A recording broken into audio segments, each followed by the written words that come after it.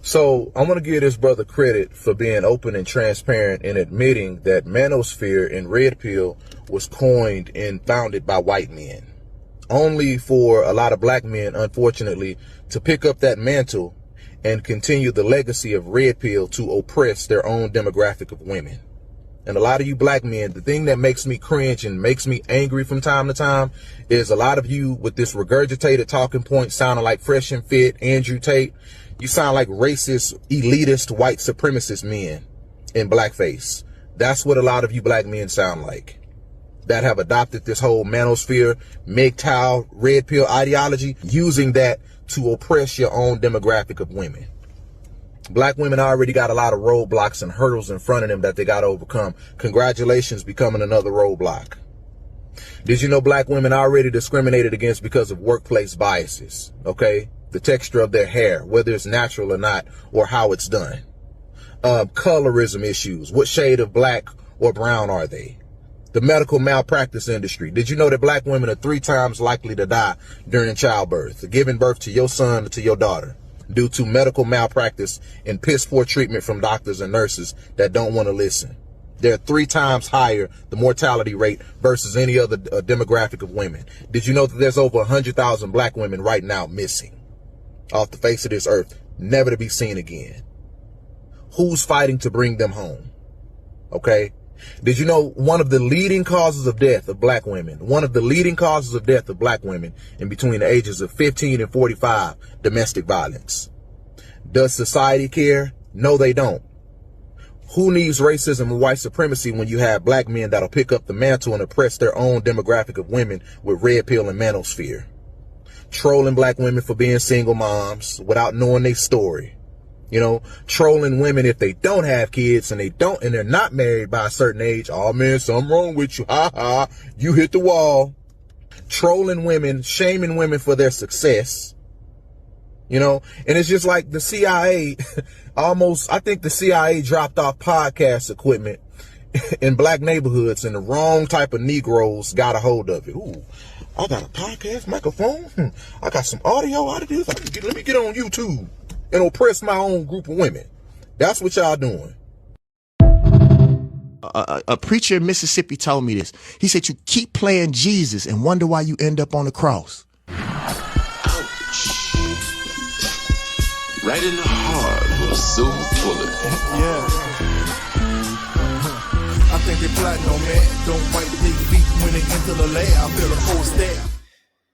What's happening, fam? L.A.R. movement still moving. Subscribe or die trying. You see the thumbnail. More importantly, you saw the clip. If the Black Manosphere didn't exist, I might do a live about this too. But I see this enough where people have a anti-manosphere, but I'm part of the Black Manosphere. But so anti-manosphere, Black Manosphere ideology, and if it was to if the brothers just stopped making this content, right? The actions that they're talking about are not going to magically go away. When people talk about paternity fraud, you know, it's not going to be like, oh, hey, man, these guys stop talking about it on the internet, so let it just magically go away. And not to say, quote unquote, the oppression Olympics, but I do have to say that it's interesting how you have black men who you supposed to be providers and protective black women. I understand it.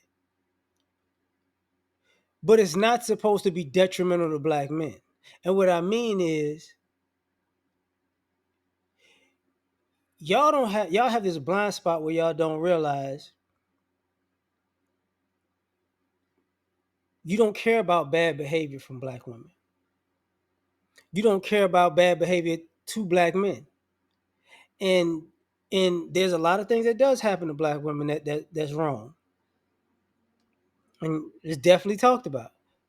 And there's a lot of things that black women that do if that's definitely wrong. And that's talked about also. And the problem is what? We shouldn't say anything until black men make the world perfect. You can't make any problem better if you don't address it. And furthermore,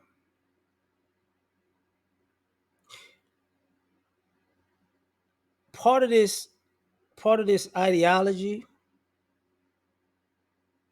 is actually about fairness and treating people the way they should be treated, which means nobody gets a pass. Men don't get a pass, so the women not getting a pass, especially for bad behavior. Especially for bad behavior. So a lot of the times, are you saying black men are indoctrinated? Yeah, I see people who are indoctrinated. I see people who just spouting talking points and not really living life. I get that. That's aggravating. I understand it. But those talking points come from somewhere that's a real place. So at some point, even black men who don't like black men talking about these things, you have to address these bad issues too. And I've seen it time and time and time again. Yeah, it's black men need to do this, and black men need to do that, and black men need to do this, black men need to do that, and black men this, and black. And do you know what black women are going through? And black women are going through this, and black women are this, and black women are that. And then somewhere along the line you slip in, look, y'all need to listen. Y'all got to do a little bit better. Like we can't keep going to bat for y'all and y'all acting out of pocket. And it's like, so you see it too. Now, if people are lying on people, that was one thing. And that's the thing about black men. Black men get tired of being lied on. See, the stereotypes of black men, a lot of them are based in lies. We're just super abusive. We just womanize and we just got babies all over the place. When you bring up statistics, it's not true with us like that. But hey, we just got to keep the lie going, because if we don't, we're gonna dig a little bit and we're gonna find the truth, and then the truth is gonna be somewhere where here's what black men are wrong at, and here's what black women are wrong at, and it's like, oh, I just want to deal with half of the equation. So if you just want to deal with half of the equation, that doesn't help the guys. That doesn't help the young men. That doesn't help the grown men. And I'm just adding to the conversation because there are a lot of young men that got used, got played, got harmed. And we just gonna act like, hey, well, that's just growing pains. But if the shoe's on the other foot and it's a woman, it's an issue. So if there's an issue on one side, there should be an issue on the other side. And since there's this thing where it's only an issue if we're gonna blame it on the guys. If it's the girls, it's not an issue. Then here's where we look at some of you guys as an issue. Most of you guys, all of you guys, I don't give it. But y'all an issue because a lot of the times what we see is in practical application, a lot of the guys who want black women to be protected are not protective of black women, because black women should be able to do whatever they want, and you agree with that to the point where they put themselves in bad situations. Why are some of these ladies in the situation they're in? Because hey, you believe she should be able to do whatever she wants. She's a grown woman. She can make whatever decision she wants. It's like, okay.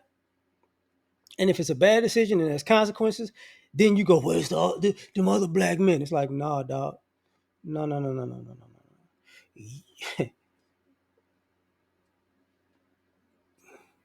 That's what she wanted. And that's what you wanted for her. There's a thing about too much freedom. And what I mean by that is, you're free to make your own decisions. But those decisions come with consequences. And you're not free from consequences.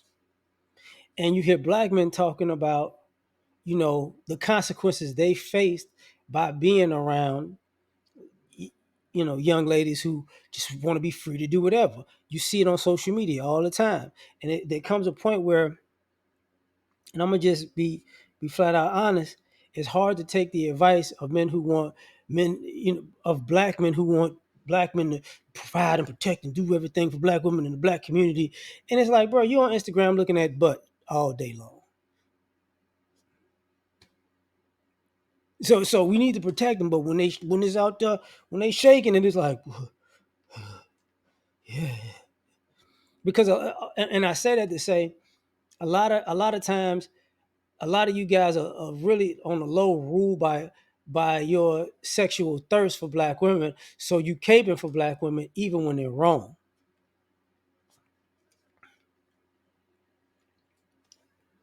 As for some of you, even as parents, like you got daughters, and you love your daughter so much, you won't tell her she out of pocket, and you're a problem because she was raised by you, and you just like I knew a young lady when I was early 20s, and we had this conversation, and she was real aggressive towards guys, and I was like, and she's like, yeah, when I was a kid, I beat boys up, and she kept saying it and kept saying it and kept saying it. And one day I asked, I said, what do you like? What is the backstory? What's the story about this?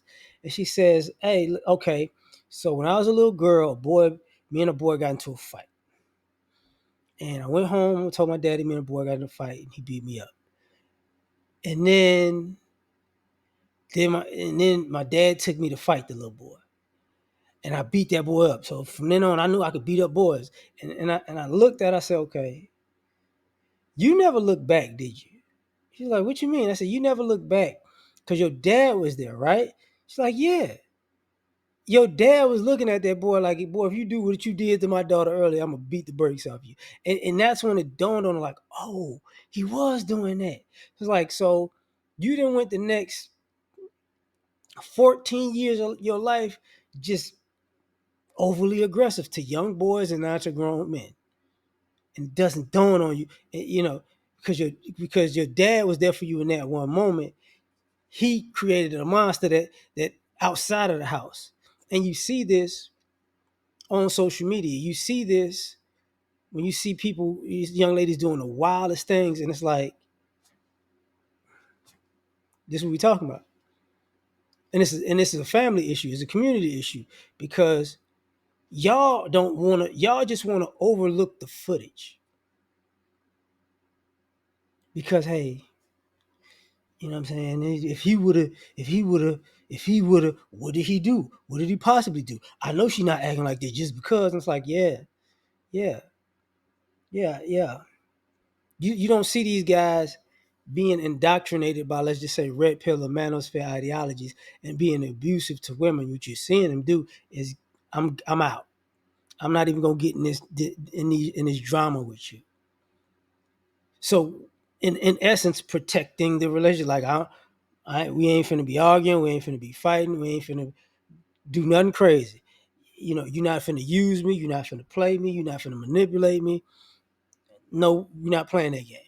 And at the end of the day, it's like a lot of you guys are fighting for, no, you got to get used and manipulated and played and abused and argued at and yelled at and smacked and that's normal. It's like, no, that's not normal. But I'm gonna leave it at that, man. Y'all tell me what you think. Like, share, subscribe. Catch you on the next one. Peace.